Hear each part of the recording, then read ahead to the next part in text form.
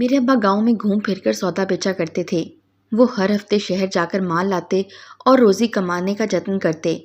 ابا اخلاق والے تھے، ان کا مال جلدی اچھے داموں میں بک جاتا تھا۔ اس بار شہر گئے تو واپسی میں مال کے ساتھ ایک نوجوان کو بھی لے آئے۔ بتایا کہ اس کا نام فاضل ہے اور اس دنیا میں اس کا کوئی نہیں۔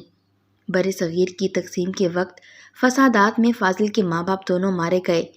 اس ننھے بچے کی زندگی تھی، یہ بچ گیا۔ یہ لاشوں کے درمیان سو رہا تھا کہ ایک قافلے کا ادھر سے گزر ہوا۔ تبھی اس کی جاگ کھل گئی۔ وہ رونے لگا تو قافلے میں سے ایک شخص نے اس کو لاشوں کے درمیان سے اٹھا لیا اور وہ فاضل کو پاکستان لے آئے۔ بعد میں یہ لوگ لائد پور میں آباد ہو گئے۔ 5 سال تک یہ بچہ انہی مہربان میاں بیوی کے پاس رہا۔ ایک روز میاں جی ایک ویگن کی زد میں آ کر ہلاک ہو گئے اور رونے دھونے کو بیوی اکیلی رہ گئی۔ اب فاضل ہی اس غریب بیوہ کا سہارا تھا جس نے اس کو پال پوس کر جوان کیا، لیکن وہ غریبی کے باعث اسے تعلیم مڈل تک کی دلا سکی۔ جب فاضل 14 برس کا ہو گیا تو مہربان پالنے والی خاتون جس کو وہ ماں جی کہہ کے پکارتا تھا اسے چھوڑ کر چل بسی۔ ماں جی کو بخار ہوا اور وہ چلنے پھرنے کے قابل نہ رہی۔ خدا جانے کیسی بیماری لاحق ہوئی کہ 6 ماہ بستر پر پڑے رہ کر وہ بھی اللہ کو پیاری ہو گئی۔ اب فاضل کا اس دنیا میں کوئی نہیں رہا۔ اس نے محلے کے ایک شخص کی دکان پر ملازمت کر لی جو اس کے حالات جانتا تھا۔ اسی کے پاس رہتا اور کھاتا بھی۔ اسی دکاندار سردار جی کے گھر سے کھاتا تھا۔ سردار جی کی ایک بیٹی تھی چندو، وہ بھی تیز ترار اور چلتی پرزا تھی۔ خوبصورت تو تھی لیکن اس کے لچھن اچھے نہیں تھے۔ چندو کا محلے کے ایک آوارہ چھوکرے سے یارانہ تھا جس سے وہ چھپ چھپ کر ملا کرتی تھی۔ اس امر کا علم فاضل کے سوا کسی کو نہ تھا کیونکہ وہ ملاقاتوں کے لیے فاضل کی مدد لیا کرتی تھی۔ یہ کم سن لڑکا بھلا اپنے مالک کی بیٹی کا کہنا کیوں نہ کر کے مانتا، کیونکہ چندو اس کو دھمکاتی، اگر تم نے میرا یہ خط غلام عباس تک نہیں پہنچایا تو میں تم پر چوری کا الزام لگا کر تم کو ابا کی دکان سے ہی نہیں اپنے گھر سے بھی نکلوا دوں گی۔ فاضل بیچارے کے پاس تو رہنے کا ٹھکانہ بھی نہ تھا، وہ کہاں جاتا؟ بس چندو غلام عباس سے رابطے اور خط و کتابت کے لیے اس کو استعمال کرتی۔ وہ ڈرتا بھی تھا کہ اگر سردار جی کو علم ہو گیا تو وہ اس کی جان لے لیں گے، لیکن پھر پیٹ کی بھوک آڑے آ جاتی۔ چندو کی ماں مر چکی تھی، گھر میں اس کی دادی اور ادھیڑ عمر بن بیائی پھپھو ساتھ رہتی تھیں۔ فاضل کو کھانا چندو ہی پکا کر دیا کرتی تھی۔ شمائی قسمت کے ایک دن چندو نے جو خط عباس کو پہنچانے کے لیے فاضل کو دیا وہ کسی طرح سردار جی کے ہاتھ آ گیا۔ تبھی انہوں نے اسے خوب مارا اور کھڑے کھڑے نکال دیا۔ جس روز یہ واقعہ ہوا ابا مال خریدنے سردار جی کی دکان پر پہنچے تھے۔ اسی وقت سردار جی فاضل کی پٹائی کر رہے تھے۔ ابا نے اس کو ان سے چھڑوایا۔ وہ بری طرح سے رو رہا تھا اور منتیں بھی کر رہا تھا کہ مجھ کو نہ نکالو سردار جی، میرا اس دنیا میں آپ کے سوا کوئی نہیں ہے، میں کہاں جاؤں گا؟ اس کے بلکنے اور منتیں کرنے پر ابا کو رحم آ گیا۔ ان کو اندازہ تھا کہ یہ لڑکا بذات خود برا نہیں ہے، مگر چندو چنڈال کے دباؤ میں آ کر اس کا کہا ماننے پر مجبور تھا۔ بہرحال ابا کا کوئی بیٹا نہ تھا، انہوں نے اس روتے دھوتے لڑکے کو ہمراہ لیا اور گھر آ گئے۔ میں فاضل کو دیکھ کر حیران رہ گئی۔ اچھی صورت تھی مگر اعتماد کی کمی تھی، سہما سہما اور کم گو، میری طرف تو آنکھ اٹھا کر بھی نہیں دیکھتا تھا۔ بیٹی اس کا کوئی نہیں ہے، یہ اب ہمارے گھر میں رہے گا اور کاموں میں میرا ہاتھ بٹائے گا۔ میں نے اسے بیٹا بنا لیا ہے، اس کا خیال رکھنا اور روٹی وقت پر دینا۔ پہلی نظر میں فاضل مجھ کو اچھا لگا، میں واقعی اس کا خیال رکھنے لگی اور کھانا بھی اسے وقت پر دینے لگی۔ جس طرح ابا اس کے ساتھ محبت و شفقت سے پیش آتے تھے، مجھے اندازہ ہو گیا کہ میرا باپ اس نوجوان کو بیٹا نہیں بلکہ داماد بنانے کے لیے لایا ہے۔ میرا اندازہ درست تھا۔ ابا نے بھی اس کام میں دیر نہ کر دی اور 2 ماہ بعد ہی میرا نکاح فاضل سے کر دیا، کیونکہ ان کو میری بہت فکر تھی۔ میں بن ماں کی بچی تھی اور ماں ہی وہ ہستی ہوتی ہے جو بیٹیوں کے رشتے ناطے کرنے میں اولین کردار ادا کرتی ہیں۔ یہ فرض اب ابا کے کندھوں پر تھا، سو انہوں نے گھر میں کسی کہانی کے جنم لینے سے پہلے ہی ہم دونوں کو نکاح کے بندھن میں باندھ دیا۔ ابا کا خیال درست نکلا۔ فاضل اچھا لڑکا تھا، وہ 8ویں پاس تھا۔ ابا نے اس کو اسکول میں داخلہ دلوا دیا تاکہ میٹرک کر لے۔ ان کا خیال تھا کہ میٹرک کر لے گا تو کسی اسکول میں ٹیچر ہو جائے گا یا دوسری کوئی چھوٹی موٹی سرکاری نوکری پر ہی لگ جائے گا، کیونکہ اس زمانے میں میٹرک کی تعلیم بھی بہت وقت رکھتی تھی۔ میٹرک پاس کر لینے کے بعد ابا نے کافی کوشش کی کہ فاضل ٹائپ سیکھ لے تاکہ کہیں اس کو کلرک کی ہی نوکری مل جائے، لیکن نوکری نہیں ملی۔ پرائیویٹ اداروں میں کبھی عارضی کام مل جاتا اور 4 پیسے کما لیتا اور کبھی فارغ گھر بیٹھا رہتا۔ یوں ہمارے گھر کبھی افاقہ اور کبھی فاقہ ہونے لگا۔ تب ابا ہمارا خرچہ برداشت کرتے تھے۔ میرے والد کو حج پر جانے کا بہت ارمان تھا۔ انہوں نے اس کے لیے کافی رقم جوڑ لی۔ تب ایک ایسا دن آیا کہ ان کی مراد بر آئی اور وہ حج پر چلے گئے۔ خدا کی مرضی کے حج کے دوران مکہ معظمہ میں ان کی وفات ہو گئی۔ ہم کو تو بس انہی کا آسرا تھا، سو ختم ہوا، اور اب ابا کے بغیر ہماری معاشی زندگی کٹی پتنگ کی طرح غیر یقینی حالات میں ادھر ادھر ڈولنے لگی۔ فاضل کو کام نہ ملتا تو نوبت فاقوں تک آ جاتی۔ پڑوسی اچھے تھے اور ہمارے حالات جانتے تھے۔ ابا کے لحاظ سے وہ مدد کرتے تھے۔ اپنے رشتہ دار ایسے موقعوں پر کنی کترا جاتے ہیں تو وہ پھر پڑوسی تھے۔ کوئی کب تک غربت میں کسی کا ساتھ دیتا۔ ہمارے 2 بچے ہو چکے تھے۔ اپنی تکلیف سہ لی جاتی مگر معصوم بچوں کی تکلیف نہ سہی جاتی تھی۔ اپنے گاؤں میں عورتوں کا لوگوں کے گھروں میں جا کر کام کرنا معیوب خیال کیا جاتا تھا، اس لیے ہم نے فیصلہ کیا کہ شہر چلے جاتے ہیں، وہاں کوئی کام مل جائے گا۔ ہم شہر آ گئے۔ کرائے کا مکان تو مل گیا مگر ہر ماہ کرایہ ادا کرنا مشکل امر تھا۔ فاضل نے ایک ٹھیکیدار کے پاس منشی کی ملازمت کر لی مگر تنخواہ کم تھی، لہٰذا کھانے پینے کے ساتھ کرایہ ادا کرنا محال ہوا تو میں نے کوٹھیوں میں کام کرنے کی ٹھان لی۔ فاضل سے اجازت لی اور کام ڈھونڈنے نکلی۔ ایک کوٹھی کا گیٹ بجا کر پوچھتی تھی کہ کام والی چاہیے، مجھے کام کی ضرورت ہے۔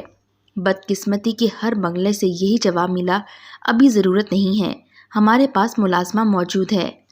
ایک روز ایسے ہی میں کام تلاش کرنے کے ارادے سے گھر سے نکلی تھی کہ 2 شخص اپنے پیچھے چلتے دیکھے۔ میں نے ان کی جانب توجہ نہ کی اور نزدیکی کوٹھی کا در کھٹکھٹایا۔ ایک عورت نے گیٹ کھولا اور پوچھا، کون ہو، کس سے ملنا ہے؟ میں نے کہا کہ کام چاہیے۔ وہ عورت اس گھر کی ملازمہ تھی اور وہ 2 شخص جو میرے پیچھے چلے آ رہے تھے یہ انہی کا ہی گھر تھا۔ ابھی میں ملازمہ سے بات کر ہی رہی تھی کہ وہ گیٹ پر پہنچ گئے۔ عورت نے ادب سے سلام کیا اور ان کو راستہ دیا۔ یہ کون ہے؟ کیا کہتی ہے؟ ان میں سے ایک نے سوال کیا۔ یہ ضرورت مند ہے اور کام کا پوچھ رہی ہے، ان کی ملازمہ نے جواب دیا۔ اچھا اس کو اندر لے آؤ۔ یہ کہہ کر وہ دونوں کمرے میں چلے گئے اور ملازمہ نے مجھے برآمدے میں پڑی کرسی پر بٹھا دیا۔ آدھ گھنٹے میں وہاں بیٹھی رہی، انتظار کرتی رہی۔ وہ عورت کچن میں چلی گئی۔ اس نے ناشتہ اور چائے بنائی۔ دونوں مردوں کو چائے دینے کے بعد وہ لوٹی تو اس کے ہاتھوں میں پلیٹ تھی جس میں 1 روٹی اور 2 کباب تھے جو اس نے مجھے دیے۔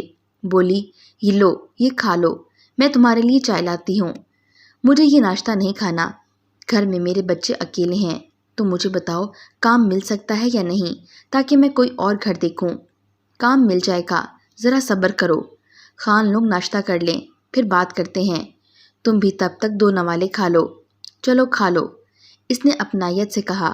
میں نے ناشتہ نہیں کیا تھا، شوہر اور بچوں کو کھلا کر میں ایسے ہی نکل آئی تھی، سو روٹی کباب کھا کر خدا کا شکر ادا کیا۔ جب ناشتہ ہو چکا اس خانوں نے آپس میں کچھ باتیں کیں، پھر ملازمہ سے کہا، اس عورت کو بلاؤ اور پوچھو اس کو کیا کام چاہیے۔ وہ مجھے اندر ہال نما کمرے میں لے گئی جہاں وہ بیٹھے تھے۔ میں نے ان کو بتایا کہ میں ضرورت مند ہوں اور مجھے گھریلو کام چاہیے۔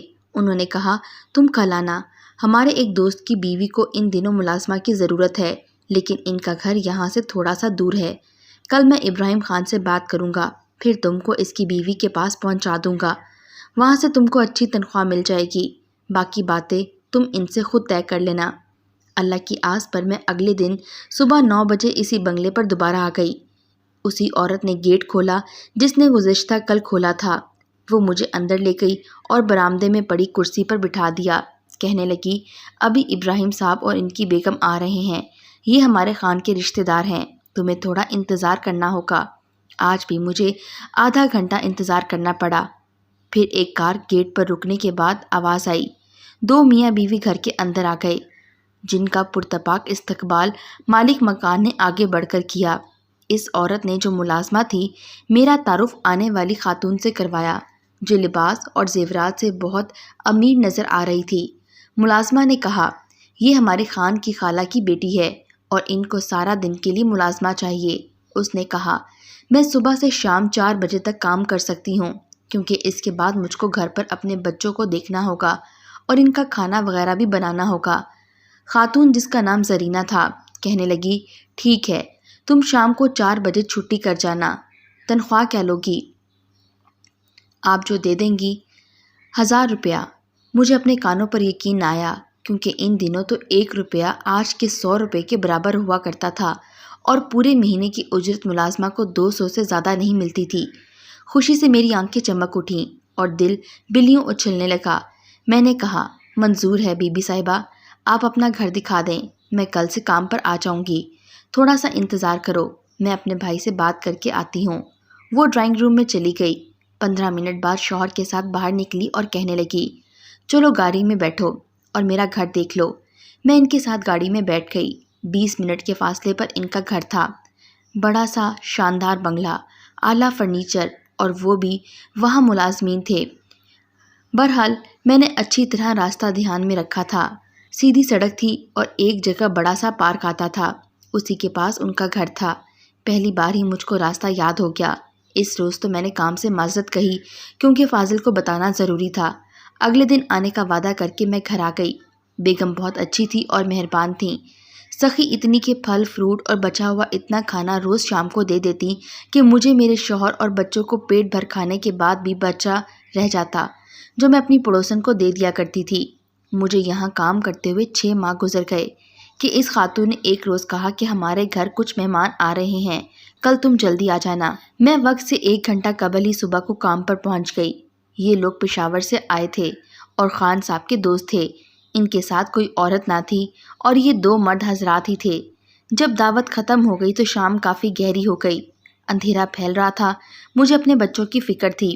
میں نے بیگم کو کہا کہ اب مجھ کو جانے دیں، پیدل گھر جانے میں گھنٹہ لگ جائے گا، برتن میں صبح آ کر دھو لوں گی۔ وہ کہنے لگی، جمیلہ، اگر تم برا نہ مانو تو میرے مہمانوں کے ساتھ کار پر چلی جاؤ، یہ تم کو تمہارے گھر کے پاس چھوڑ دیں گے۔ یہ میرے بھائی خان ولید کے گھر جا رہے ہیں، جہاں تمہارا گھر قریب ہے۔ پیدل چلتے چلتے تم کو رات ہو جائے گی۔ میں نے سوچا کہ یہ تو میری بیگم اور صاحب کے واقف لوگ ہیں اور جا بھی اسی طرف رہے ہیں۔ ٹھیک ہے بی بی صاحبہ، میں ان کے ساتھ چلی جاتی ہوں۔ بیگم نے مجھ کو کچھ روپے بطور انعام دیے اور میں ان لوگوں کی کار میں چڑھ کر بیٹھ گئی۔ گاڑی میں اپنے خیالوں میں بیٹھی تھی، راستے کے بارے میں غور نہ کیا۔ جب احساس ہوا کافی دیر ہو گئی ہے، کھڑکی سے دیکھا کار میں تو کسی اور راستے میں جا رہی تھی۔ یہ لوگ ادھر کو نہیں جا رہے تھے جدھر میرا گھر تھا۔ آپ کدھر جا رہے ہیں؟ میں نے گھبرا کر پوچھا۔ ہمیں کچھ سامان اٹھانا ہے جو ولید خان کو پہنچانا ہے۔ سامان اٹھا لیں تو اس طرف جائیں گے جدھر تمہارا اور ولید خان کا گھر ہے۔ یہ سن کر میں پریشان ہو گئی، پچھتانے لگی کہ کیوں ناحق ان کی گاڑی میں بیٹھی۔ اس سے تو اچھا تھا کہ پیدل چلی جاتی۔ اب فاضل بھی پریشان ہو رہا ہوگا، کیا کرتی؟ یہ صاحب لوگ تھے۔ مجبوراً خاموش ہو گئی۔ تقریباً 1 گھنٹے بعد ایک ویران سی جگہ پر ایک مکان کے سامنے انہوں نے گاڑی روکی۔ مجھے کہا کہ گاڑی سے اتر آؤ، کچھ سامان گھر سے اٹھا کر گاڑی میں رکھنا ہے، وہ رکھوا لو۔ میں گاڑی سے اتری اور ان کے حکم کی تعمیل کی۔ مکان کے اندر کافی بند ڈبے پڑے ہوئے تھے۔ انہوں نے اشارہ کیا، یہ ڈبے گاڑی کی ڈگی میں رکھنے ہیں۔ میں ایک ڈبے کی طرف بڑھی تو اچانک ہی ان میں سے ایک نے مجھے قابو کر کے میرے منہ پر رومال رکھ دیا۔ مجھے چکر آیا اور میں بے ہوش ہو گئی۔ پھر نہیں معلوم کیسے سفر کٹا اور یہ مجھے کہاں سے کہاں لے آئے۔ یہ ایک اجنبی علاقہ تھا اور جس مقام پر میں تھی وہاں مجھ سی اور بھی تھیں، معصوم بچے بھی تھے، جن کی بجھی ہوئی صورتیں دیکھ کر تو میں اپنا دکھ بھول گئی تھی۔ میں نے 2 چھوٹے لڑکوں کو گود میں بٹھایا تو وہ میرے سینے میں منہ چھپا کر رونے لگے۔ مجھ کو اپنے بچے یاد آ رہے تھے جن سے نگرانی بچھڑ گئی تھی۔ یہی ہم سب قیدی تھے اور نگران بہت سنگ دل تھے۔ ان کے قدموں کی آہٹ سن کر قیدی عورتوں اور مظلوم بچوں کی جان جاتی تھی۔ کھانا ایسا دیتے کہ ایک دن کھانے کے بعد کئی دن تک پھر کھانا کھانے کو جی نہیں چاہتا تھا۔ سالن دمبے کی چربی میں تیار کیا جاتا تھا۔ یہاں سے بھاگنے کا کوئی راستہ نہ تھا۔ بھاگنے کی کوشش کرنے والوں کے ہاتھ پاؤں توڑ دیے جاتے۔ کچھ دن تک علم نہ ہو سکا کہ ہم کو کیوں اور کہاں رکھا گیا ہے۔ ایک روز ایک شخص کے منہ سے قلعہ جانی خلیل کا نام سنا کہ سب کو وہاں لے جائیں گے جہاں ہم جیسوں کی فروخت کے لیے منڈی لگتی تھی اور خریدنے کو آنے والے اپنے اپنے اغراض و مقاصد کی خاطر انسانوں کو خرید کر لے جاتے تھے۔ جس روز ہم کو انہوں نے قلعہ جانی خلیل لے کر جانا تھا، شنید ہوئی کہ ریڈ ہونے کا اندیشہ ہوا ہے، لہٰذا یہ ہم کو نہیں لے کر گئے۔ اگلے دن سرغنہ آیا اور مجھے حکم دیا کہ تم چلو۔ وہ مجھ کو کہیں فروخت کرنے نہیں بلکہ اپنے گھر لے گیا، کیونکہ اس کی بیوی اور بچہ بیمار تھے۔ ان کو ایک خدمت گار کی ضرورت تھی۔ اس کا گھر کہیں پہاڑی گاؤں میں تھا۔ میں نے ان کی بہت اچھی دیکھ بھال اور خدمت گزاری کی تو سرغنے کی عورت خوش ہو گئی۔ اس نے ایک روز میرا حال پوچھا۔ اس کے چہرے پر نرمی دیکھ کر میرے دل کے دکھ آنکھیں موند لیتے تھے۔ آج جو ہمدردی کی تو میں نے اپنا دکھ اس کو بتا دیا۔ اس کا بچہ جو بیماری سے مرتے مرتے بچا تھا وہ مجھ سے بہت ہل گیا تھا۔ میں نے ہاتھ جوڑ کر کہا، بی بی، اپنے اس بچے کے صدقے تم مجھے واپس نہ بھیجنا جہاں سے بلایا ہے۔ اس کو رحم آ گیا، کہنے لگی ٹھیک ہے، نہیں بھیجوں گی، مگر تم بھی دھوکہ نہ کرنا اور یہاں سے بھاگ نکلنے کی کوشش بھی مت کرنا، ورنہ تم جانتی ہو نا میرے خان کا غصہ ایک غضب کا ہے، وہ تم کو ہی نہیں مجھ کو بھی معاف نہیں کرے گا۔ انہی دنوں ان کے عزیزوں میں شادی تھی جو پشاور میں رہتے تھے۔ اس نے شوہر سے کہا کہ ان کو ہم اپنے ساتھ لیے چلتے ہیں کیونکہ ہمارا بچہ اس سے ہلا ہوا ہے، یہ نہ ہوگی تو مجھ کو بہت پریشانی ہوگی۔ وہ راضی نہ ہوا، مگر جب وہ جانے لگے تو بچہ مجھ سے لپٹ گیا، بلک بلک کر رونے لگا۔ وہ مجھ کو نہیں چھوڑ رہا تھا۔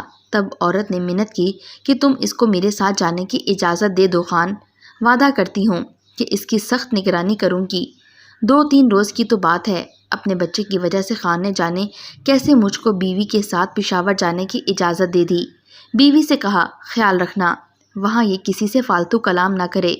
عورت نے مجھے تاکید کی، خیال کرنا میرے ساتھ بددیانتی مت کرنا ورنہ تیرا انجام بہت برا ہوگا۔ میں نے وعدہ کیا، یقین دلایا کہ نہ تو میں بھاگوں گی اور نہ وہاں کسی سے کلام کروں گی۔ پشاور میں یہ جہاں ٹھہرے تھے یہ جگہ بس اڈے سے زیادہ دور نہ تھی۔ یہاں بھی خان کے کچھ لوگ میری نگرانی کر رہے تھے۔ کئی بار خیال آیا کہ یہ موقع پھر نہیں ملے گا، یہاں سے نکل بھاگوں۔ پھر ان عورتوں کے قصے یاد آ گئے جو بھاگنے کی کوشش میں پکڑی گئی تھیں اور ان کی چیخیں پہاڑوں نے سنی تھیں۔ ان عورتوں کے پاؤں داغے گئے تھے۔ ان لوگوں کے چنگل سے نکل بھاگنا کوئی آسان کام نہ تھا۔ آنگن میں شامیانہ لگا ہوا تھا اور خواتین وہاں رخصتی کی تقریب سے لطف اندوز ہو رہی تھیں۔ میں مالکن کے بچے کو سینے سے لگائے کمرے میں سو رہی تھی۔ میرے دل سے بھوک اٹھی، سوچا کہ اور کا بچہ میرے کلیجے سے لگا ہے اور میرے اپنے بچے ماں سے دور جانے کس حال میں ہیں۔ مجھے اپنے بچوں کی چیخیں سنائی دینے لگیں، یوں محسوس ہوا جیسے وہ ماں کو یاد کر کے رو رہے ہوں۔ شاید وہ راتوں کو اٹھ اٹھ کر مجھ کو صحن میں ڈھونڈتے ہوں گے۔ تبھی تڑپ کر اٹھ بیٹھی۔ یہ موقع پھر میری زندگی میں نہیں آئے گا۔ میرا گاؤں چند میل کے فاصلے پر نہ تھا مگر اڈا قریب تھا۔ تبھی ممتا نے میری غیرت کو ایڑ لگا دی۔ بچے پر الوداعی نظر ڈال کر دلان میں نکل آئی جس کے آگے شامیانہ تنا ہوا تھا۔ دبے قدموں عقبی دیوار تک گئی جہاں چارپائی دیوار کے ساتھ لگی ہوئی تھی۔ اس پر پاؤں رکھ کر میں ساتھ والے گھر میں کود گئی۔ ڈر تھا کہ اس کے گھر والے آدھی رات کو کہیں چور کا شور نہ مچا دیں، تب میرا انجام کیا ہوگا۔ مگر ماں کی ممتا میں بڑی طاقت ہوتی ہے اور اس وقت میرے بچوں کے چہرے میرے سامنے تھے۔ تبھی ماؤں کو کبھی کبھی انجام سے بے نیاز ہونا پڑتا ہے ورنہ مار کے سر نہیں ہوتے۔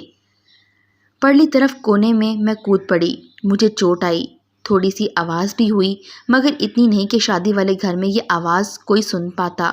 جس گھر میں کودی تھی وہاں ایک عورت سین میں مصلح بچھائے سجدہ ریز تھی۔ وہ تہجد کی نماز پڑھ رہی تھی۔ اس نے سجدے سے سر اٹھایا اور میری طرف دیکھا۔ شادی والے گھر سے روشنیاں اس کے آنگن میں پڑ رہی تھیں۔ اس نے آواز دی، کون ہو؟ میں نے اس کے پاؤں پکڑ لیے۔ اماں مجھے پناہ دو، شور نہ کرو، میں مصیبت میں ہوں۔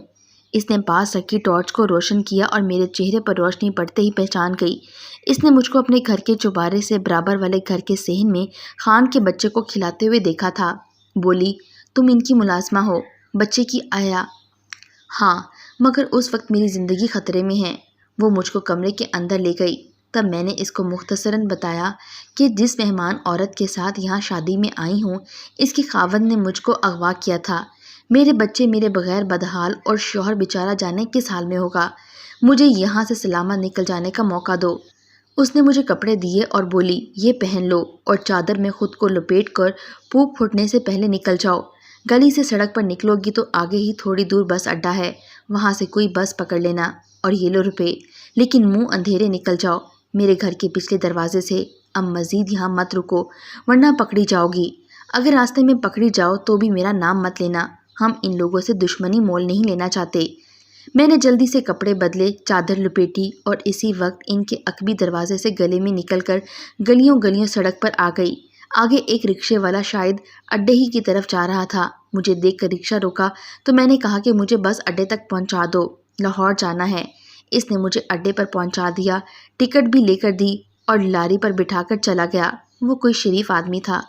گھر پہنچی تو لگا ایک بڑی قید سے نجات پا کر جنت کی طرف قدم بڑھا رہی ہوں۔